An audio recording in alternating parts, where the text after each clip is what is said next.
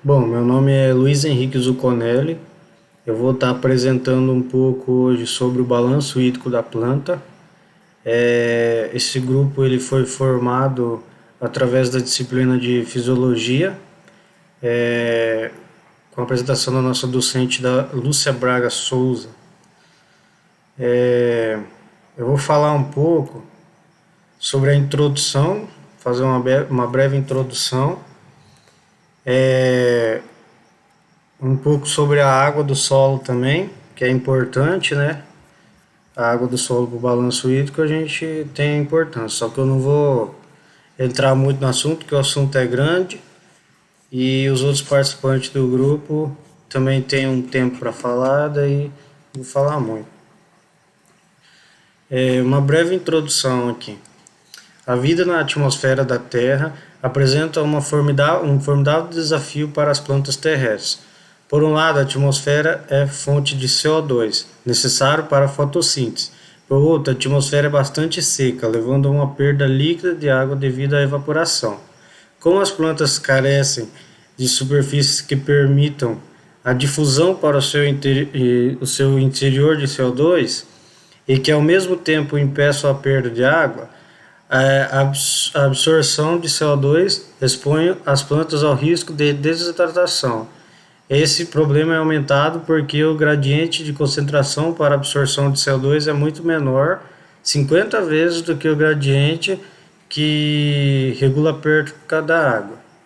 Para satisfazer as demandas contraditórias de maximizar a absorção de CO2 enquanto limita a perda da água, as plantas desenvolveram adaptações para controlar a perda de água das folhas e repor a água perdida para a atmosfera. Aqui eu vou falar um pouco sobre a água do solo. O conteúdo de água e sua taxa de movimento do solo depende de grande parte do tipo da estrutura do solo. As características: tem o arenoso e o argiloso. O arenoso, grandes canais entre as partículas, porque não é muito agregado e a porosidade é maior, grandes poros, pequena área superficial das partículas, baixa capacidade de retenção de água. E o argiloso, pequenos canais entre as partículas, ele retém mais a água, né, porque são poros pequenos, grande área da superfície das partículas, grande capacidade de retenção de água, de reter a água.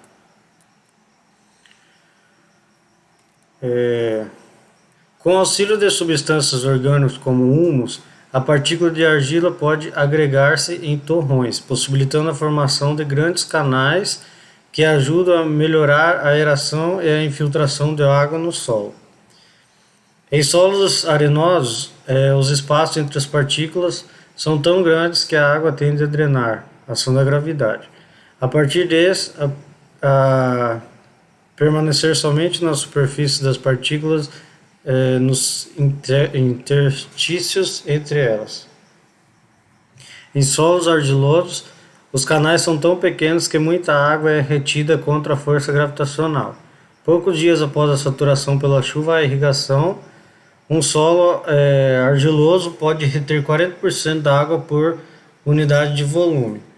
Por outro lado, os solos arenosos, em geral, retêm somente 50% da água por volume depois de completamente molhados. Agora eu vou falar um pouco sobre a absorção de água pelas raízes, que é onde inicia o processo do transporte da água para a planta. O contato entre a superfície das raízes e o solo fornece a área superficial para que a absorção de água que é maximizada pelo crescimento das raízes e produção dos pelos radiculares no solo. A água penetra mais prontamente na raiz, próximo da região apical. Aqui tem uma imagem mostrando só a zona, né, de entrada de água. O contato íntimo entre a superfície das raízes e o solo é facilmente rompido quando este é perturbado, razão pela qual as plantas e as plântulas recentemente transplantados precisam ser protegidas da perda de água durante os primeiros dias após o transplante. A partir daí, o novo crescimento das raízes no solo restabelece o contato solo-raiz e a planta pode suportar melhor o estresse hídrico. Aqui a água se move na raiz pelas rotas apoplásticas, simplásticas e transmembrana. Aqui uma imagem aqui para mostrar mais facilmente. Apesar da importância relativa das três rotas não ter sido ainda completamente estabelecida, experimentos com a técnica da sonda de pressão indicam um papel importante para as membranas celulares no movimento de água através dos parênquimas cortical de raiz. E apesar de existirem três rotas, a água não se move de acordo com o único caminho escolhido, mas onde quer que os gradientes e resistência a dirijam. Na endoderme, o movimento da água através do apoplasto é obstruído pela estria de Caspar. A estria de Caspar quebra a continuidade da rota apoplástica, forçando a água e seus solutos a passarem pela membrana a fim de atravessarem a endoderme. A necessidade da água em se mover simplasticamente através da endoderme ajuda a explicar por que a permeabilidade das raízes.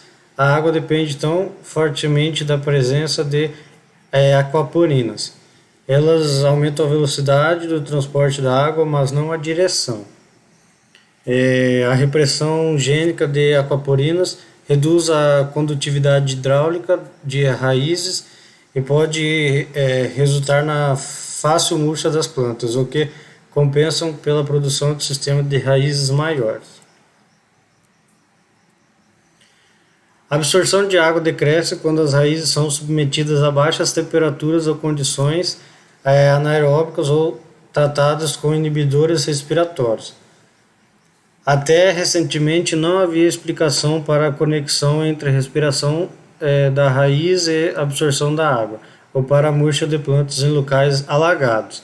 Sabe-se agora que a permeabilidade de aquaporinas pode ser regulada em resposta ao pH intracelular. Taxas reduzidas de respiração em resposta a baixa temperatura ou a condições anaeróbicas podem levar a aumentos de pH intracelular. Esse aumento no pH citoplasmático altera a condutância das aquaporinas nas células da raiz, resultando em raízes menos permeáveis à água. O fato das aquaporinas poderem ser abertas ou fechadas em respostas ao pH proporciona um mecanismo pela qual as raízes podem alterar ativamente sua permeabilidade à água em sua resposta ao seu ambiente local. Transporte da água através do xilema. Na maioria das plantas, o xilema constitui a parte mais longa da rota de transporte da água. Em uma planta de 1 metro de altura, mais de 99,5% da rota de transporte da água encontra-se dentro do xilema. Em árvores altas, o xilema apresenta uma fração maior da rota, comparado com o movimento de água por camadas de células vivas. O xilema é uma rota simples de baixa resistência. O xilema consiste de dois tipos de elementos traqueais. As células condutoras do xilema têm uma anatomia especializada que lhe permite transportar grandes quantidades de água com grandes eficiências.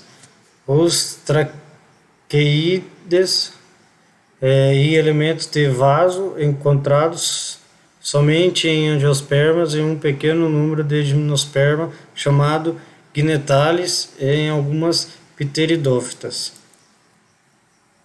A água se move através do xilema por fluxo de massa acionado por pressão.